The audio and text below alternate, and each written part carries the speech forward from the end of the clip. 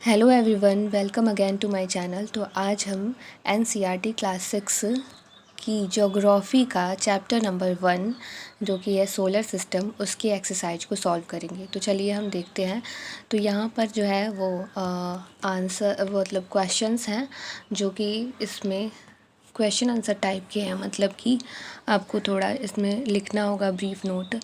And उसके बाद क्या है, ये एमसीक्यू टाइप का क्वेश्चन है और उसके बाद है हमारा फिल इन द ब्लैंक्स है। तो सबसे पहले हम क्वेश्चन आंसर करेंगे। तो इसमें जो पहला क्वेश्चन है वो क्या है, how does a planet differ from a star. एक प्लैनेट एक स्टार से कैसे डिफरेंट है, उन दोनों में क्या अंतर है। तो चलिए हम देखते हैं। यहाँ पे मैंने अपने हैंड रिटन नोट्स यहाँ पर शेयर किए हैं। तो देखते हैं, difference between a planet and A star is given below. तो यहाँ पे प्लैनेट और स्टार के बीच में जो डिफरेंस है वो यहाँ पर दिया है। तो इसको समझने से पहले मैं आपको ऐसे नॉर्मल वे में समझा देती हूँ कि देखो, हम रहते किस पे हैं, अर्थ पे रहते हैं। तो अर्थ क्या है, प्लैनेट है, हो गया। अर्थ क्या है, प्लैनेट है।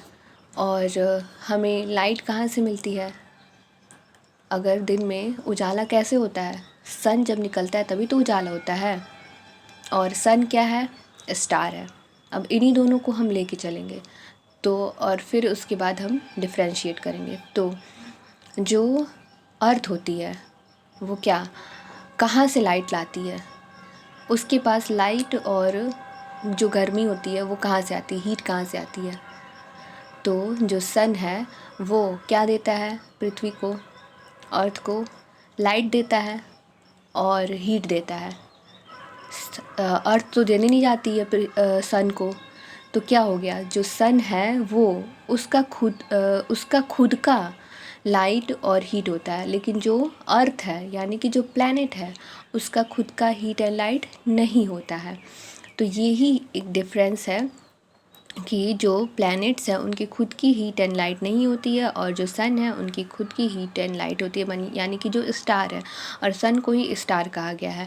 अब ये बहुत बड़े होते हैं स्टार्स, और बहुत बड़े होते हैं और बहुत गर्म होते हैं। तो सन जब निकलता है गर्मियों के दिन में तो गर्मी होती है ना, या फिर ठंडियों के दिन में भी निकलता है तो लोगों को छत पर बैठना अच्छा लगता है, क्योंकि उससे हमें हीट मिलता है। तो सन के पास क्या होता है, यानी स्टार्स के पास क्या होता है, हीट होता है, और वो इसीलिए वो हॉट होते हैं। जब कोई चीज़ बहुत गर्म है उसके पास गर्मी है तो वो हॉट तो होगी ही, और ये बहुत बड़े होते हैं। अब जो सन है वो हमसे जितनी दूरी पे है उससे भी ज़्यादा दूरी पे बहुत सारे स्टार्स होते हैं, इसलिए वो हमें और ज़्यादा छोटे दिखाई देते हैं, सन से भी ज़्यादा दूर होते हैं। और जो सन है वो जितनी दूर है वहाँ से वो दिखाई देता है तो हमें इतना बड़ा दिखाई देता है। और वो किससे बना होता है, तो ये गैसेस से बने होते हैं। और पृथ्वी, प्लैनेट, ये सारी चीज़ें हैं तो ये रॉक्स वगैरह से बनी होती हैं, इन सारी चीज़ों से बनी होती हैं। तो चलिए हम देखते हैं कि यहाँ पे क्या लिखा है मैंने। Planet do not have their own light and heat, stars are big and hot. यहाँ पे मैंने बताया था stars are big and hot, and यहाँ पे ये लाइन होना चाहिए कि stars have their own light and heat. तो यहाँ पे हम देख लेते हैं, they are made up of gases. ये किससे बने होते हैं, गैसेस से बने होते हैं। And they have their own heat and light, इसका खुद का हीट एंड लाइट होता है। अब क्या है कि प्लैनेट का क्या है, they are lit by the, ये कैसे इनके पर उजाला आता है, they are lit by the heat and the light of the stars. ये किसके हीट और लाइट से लिट होते हैं, तो ये स्टार्स के हीट एंड लाइट से लिट होते हैं। तो यही जो था डिफरेंस था कि प्लैनेट जो है वो उनका खुद का हीट एंड लाइट नहीं होता है, और स्टार्स से ये हीट एंड लाइट लेते हैं। और जो स्टार्स होते हैं उनका खुद का हीट एंड लाइट होता है, और ये गैस से बने होते हैं, और ये साइज में बहुत बड़े होते हैं और गर्म होते हैं। यहाँ पे एग्जांपल है, यहाँ पे ये गलत लिख दिया गया है, अर्थ होगा और ये मरकरी, ये वीनस, और यहाँ पर ये सन एग्जांपल। अब सेकंड क्वेश्चन है, हम देखते हैं सेकंड क्वेश्चन क्या है कि what is meant by the solar system. अब सोलर सिस्टम का मतलब क्या होता है, तो चलिए हम देख लेते हैं सोलर सिस्टम। तो solar system, the term solar system refers to the family of sun. जो सोलर सिस्टम है वो क्या बताता है कि ये फैमिली ऑफ सन, सन की फैमिली के बारे में बताता है। एक सिस्टम है यानी कि सन है और उसके चारों तरफ प्लैनेट्स हैं, एस्टेरॉइड है, ये सारी चीज़ें इसके चारों तरफ चक्कर लगा रही हैं और यही इनकी फैमिली है, यही इनके आसपास हैं। सन के चारों तरफ 8 प्लैनेट्स हैं जो कि चक्कर लगाते रहते हैं और जो भी सेलेस्टियल बॉडीज़ हैं वो सारे मिलके एक फैमिली का निर्माण करते हैं। जैसे आपका एक घर है, आपके घर में सबसे मेन सब जिससे सभी लोग पूछ करके कहीं जाते होंगे या फिर पैसा लेना होता होगा तो उनसे ही पूछ कर लेते होंगे, तो वो उस घर के मुखिया होंगे, मेन पर्सन होंगे, हेड होंगे उस घर के। और सारे लोग की ज़िंदगी जो है वो उनके आसपास ही घूमती है। सुबह जाना हो या फिर कहीं बाहर जाना हो, कहीं से आना हो तो उनको बताते होंगे, पैसे लेने हो और पैसे बताने हो कितने बचे या फिर जो भी चीज़ें होती हों तो वो उस पर्सन से बताते होंगे। वैसे ही जो सन है वो भी इस सोलर सिस्टम का जो हेड होता है और उसके चारों तरफ जो प्लैनेट्स हैं, मून्स हैं और अदर सेलेस्टियल बॉडीज़ हैं, ये सब उनके चारों ओर चक्कर लगाती रहती हैं। तो ये सब मिल के क्या करती हैं, एक फैमिली का निर्माण करती हैं। तो जो the term solar system refers to the family of sun, ये किसकी फैमिली है, सन की फैमिली है। Which is the collection of sun 8 planet and their moons, ये किसके कलेक्शन है, सन 8 प्लैनेट और इनके मून्स की। Other group of celestial bodies form the solar system. तो इसमें क्या क्या आता है, collection of sun, which is the collection of sun 8 planets and their moons. Planets के मून्स होते हैं, जैसे कि हमारा अर्थ है उसकी क्या है, उसका मून है ना, और एक ही मून होता है अर्थ का। Other group of celestial bodies, और other group of celestial bodies form the solar system where these planets and bodies revolve around the sun, जहाँ पर ये प्लैनेट्स और ये सेलेस्टियल बॉडीज़ सन के चारों तरफ चक्कर लगाते हैं। तो ये था इस क्वेश्चन का आंसर, आप इसका स्क्रीनशॉट ले सकते हैं। अब इसका पता नहीं आपने लिया है कि नहीं, इसका भी आप स्क्रीनशॉट ले सकते हैं। उसके बाद हम क्वेश्चन नंबर 3 को देखते हैं कि क्वेश्चन नंबर 3 क्या है।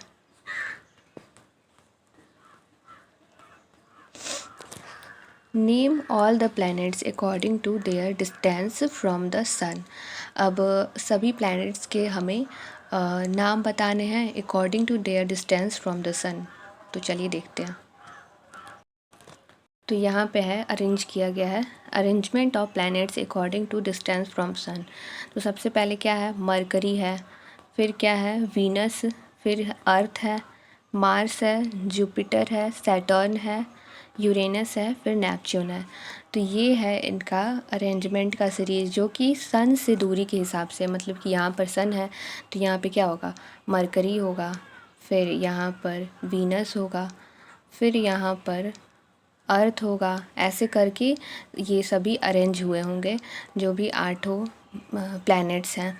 तो ये इनका दूरी है, सन से दूरी के हिसाब से ये अरेंजमेंट किया गया है। तो ये था इस क्वेश्चन का आंसर। अब देखते हैं नेक्स्ट क्वेश्चन। क्या है next question, why is earth unique called a unique planet. Earth को क्यों यूनिक प्लैनेट कहा जाता है। तो चलिए देखते हैं इसका आंसर क्या होगा। तो देखिए, अर्थ को क्यों यूनिक प्लैनेट कहा जाता है।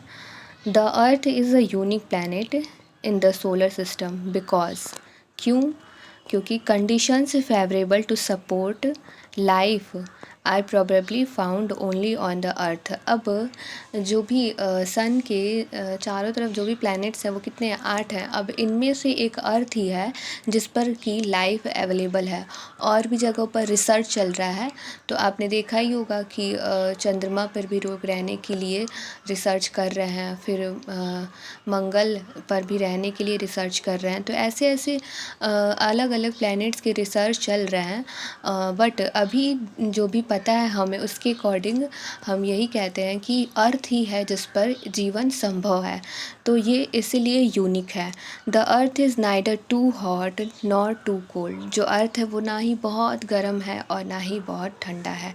It has water and air. इस पर क्या होता है, वाटर एंड एयर होता है, which are very essential for our survival, जो कि हमारे सर्वाइवल के लिए बहुत ज़रूरी है। तो इन्हीं सब चीज़ों की रिसर्च होती है कि क्या दूसरे प्लैनेट्स पर वाटर एंड एयर अवेलेबल है, क्या वहाँ पे पौधे उगाए जा सकते हैं, क्या वहाँ पे रहा जा सकता है, क्या वहाँ पे नॉर्मल टेम्परेचर है। इन्हीं सारी चीज़ों की रिसर्च होती है। अगर ये सारे कंडीशंस वहाँ पे मिल जाएंगे तो लोग दूसरे प्लैनेट्स पर भी रहने लगेंगे। लेकिन अभी तक तो अर्थ पे ही ये सारी कंडीशंस अवेलेबल हैं, तो इसलिए जो अर्थ है वो यूनिक प्लैनेट है। अब हम नेक्स्ट क्वेश्चन को देखते हैं। जो नेक्स्ट क्वेश्चन है वो ई है, जो कि है why do we see only one side of the moon always. हम क्यों हमेशा एक ही साइड मून का देख पाते हैं। तो चलिए देखते हैं कि हम क्यों एक ही साइड देख पाते हैं मून का।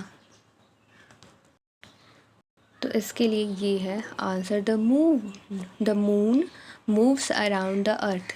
जो मून होता है, यहाँ पे ये अर्थ है, ये इसके अर्थ के चारों तरफ चक्कर लगाता है। ऐसे करके ये इसके चारों तरफ चक्कर लगाता है। तो the moon moves around the earth in about 27 days. कितने दिनों तक ये चक्कर लगाता है, 27 days. It takes exactly the same to complete one spin. यानी कि ये पूरा चक्कर कितने दिन में कंप्लीट करता है, 27 डेज़ में। 27 डेज़ में ये एक चक्कर कंप्लीट करता है। इसीलिए जो इसका एक फेस का जो एक साइड है, यानी कि ये वाला साइड ही दिखता है पृथ्वी पर, और ये चक्कर भी तो पृथ्वी का ही लगाता है। तो इसलिए हम कह सकते हैं कि As a result, only one side of the moon is visible to us on the earth. इसी वजह से केवल एक साइड ही मून का हमें दिखता है। तो क्या हमने समझा कि जो मून है वो अर्थ का चक्कर लगाता है, और ये चक्कर कितने दिनों में कंप्लीट होता है, 27 डेज़ में इसका चक्कर कंप्लीट होता है। एक स्पिन जो है वो 27 डेज़ में कंप्लीट होता है। As a result only one side of the moon is visible to us on the earth. इसलिए हमें सिर्फ एक साइड का फेस ही मून का दिखाई देता है। तो ये था इसका आंसर। ये आंसर्स मैंने एनसीईआरटी के ही बुक से लिए हैं, और कुछ कहीं कहीं मैंने मॉडिफाई किया है उसको और इजी बनाने के लिए, लेकिन एक दो जो है वो मुझे इजी लगे।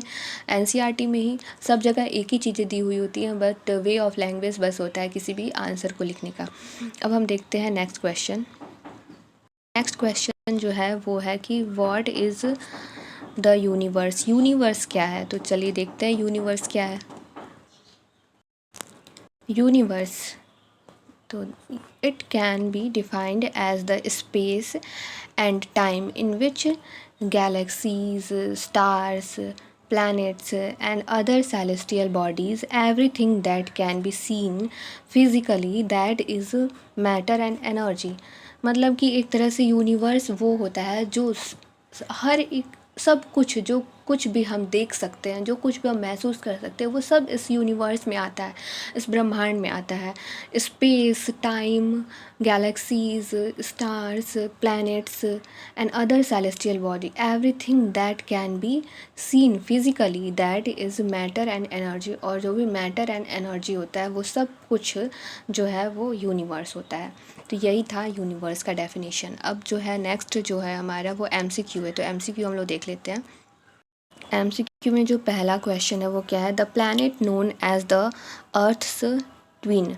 अर्थ की ट्विन किसे कहा जाता है, यानी कि अर्थ की बहन भी इसे कहा जाता है। क्यों कहा जाता है, क्योंकि जो भी साइज अर्थ का होता है वही सेम साइज इसका भी होता है, जो अदर प्लैनेट है। तो ये कौन सा प्लैनेट है यही पूछा है। तो ये जो प्लैनेट है वो है वीनस। वीनस जो है वो बिल्कुल ही अर्थ की जैसी होती है साइज में।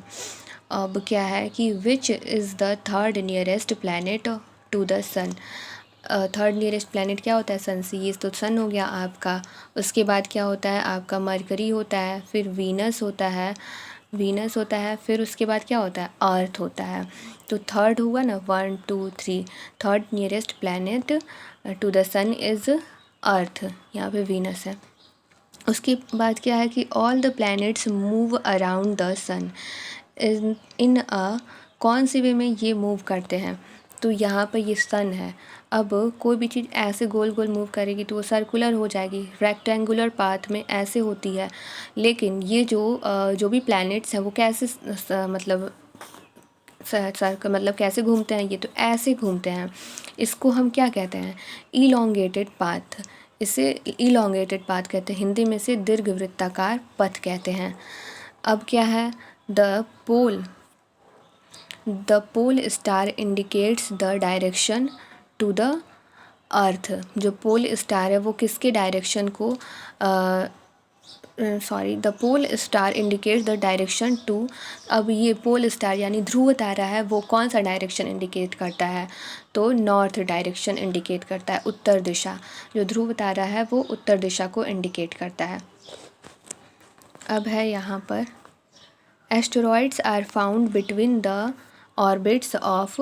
एस्टेरॉइड किनके ऑर्बिट्स में पाए जाते हैं, यानी कि ऑर्बिट यानी कि जैसे देखो ये एक प्लैनेट हो गया, ये एक प्लैनेट हो गया, ये जिस भी मतलब इस वे में ये चक्कर लगाता है, ऐसे इस वे में चक्कर लगाता है, तो ये दो प्लैनेट हो गया। अब इनके बीच में कौन से दो प्लैनेट हैं, उनके बीच में ये उनके ऑर्बिट्स के बीच में एस्टेरॉयड पाए जाते हैं। तो चलिए देखते हैं। तो ये है मार्स एंड जुपिटर के बीच में, उनके ऑर्बिट्स के बीच में एस्टेरॉयड्स पाए जाते हैं। तो MCQ भी हमारा कंप्लीट हो गया। अब है fill in the blanks. A group of, तो इसका मैंने आंसर लिखा है, उसको मैं आपको दिखाती हूँ वहीं पे कंप्लीट। तो ये है first fill in the blanks. A group of stars forming various pattern is called constellation. A group of stars का जो ग्रुप है, मतलब पूछा था कि किसका ग्रुप जो है वेरियस पैटर्न बनाता है, उसे हम क्या कहते हैं। तो स्टार्स का ही जो ग्रुप है वो अलग अलग पैटर्न बनाता है। जैसे मान लो यहाँ पे एक स्टार, यहाँ पे एक स्टार, यहाँ पे, फिर यहाँ पे, फिर यहाँ पे, ये सब जब मिल जाते हैं तो एक पैटर्न बन जाता है। इसे ही हम कहते हैं कॉन्स्टिलेशन। तो किसका ग्रुप मिलकर कॉन्स्टिलेशन बनाता है, स्टार्स का group. A huge system of star is called a Galaxy. Stars का जो ह्यूज सिस्टम होता है उसे हम क्या कहते हैं, गैलेक्सी कहते हैं। Moon is the closest celestial body to the earth. जो मून है वो अर्थ से सबसे ज़्यादा क्लोजेस्ट सेलेस्टियल बॉडी है। अब क्या है, earth is the third nearest planet to the sun. Earth जो है वो थर्ड नियरेस्ट प्लैनेट है सन से। ये हमने MCQ में भी देखा था। अब क्या है, planet do not have their own heat and light, ये भी हमने देखा था। तो planet do not have their own heat and light. तो बस यही था हमारा एक्सरसाइज, जिसमें कि कुछ क्वेश्चन थे, और ये क्वेश्चन थे, फिर MCQ था, फिर फिल इन द ब्लैंक्स था। तो बस यही था इस एक्सरसाइज में, जो कि ज्योग्राफी का चैप्टर नंबर 1 सोलर सिस्टम का एक्सरसाइज था। तो ये हमने कंप्लीट कर दिया। अगर आपको अच्छा लगा हो तो आप वीडियो को लाइक कर सकते हैं, एंड प्लीज़ शेयर करें, हमें सपोर्ट करें। मैंने और भी बहुत सारे वीडियोस बनाए हैं जो कि NCERT इन्वायरमेंटल से जुड़ा हुआ है। 3, 4 और 5 का EVS जो है वो मैं कंप्लीट करवा रही हूँ। बहुत सारे वीडियोस मैं बना चुकी हूँ, तो आप उसको भी देख सकते हैं। और हिंदी मीडियम इंग्लिश मीडियम दोनों को मैं लेके चलूँगी। तो अभी ज़्यादा वीडियोस मैंने हिंदी मीडियम के ही बनाए हैं। तो अगर आपको पसंद आया हो तो प्लीज़ लाइक करें, और अपने फ्रेंड्स से ज़रूर शेयर करें ताकि मेरे सब्सक्राइबर्स बढ़ें। And thank you.